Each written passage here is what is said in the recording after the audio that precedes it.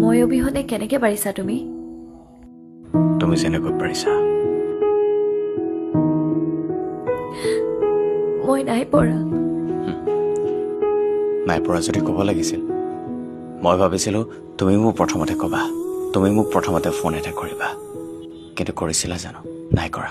আৰু মই ভাবিছিলো তুমি কৰিবা বুলি।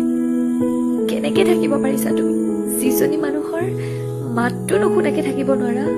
আজি সেইজন মানুহ ইমান চেঞ্জ।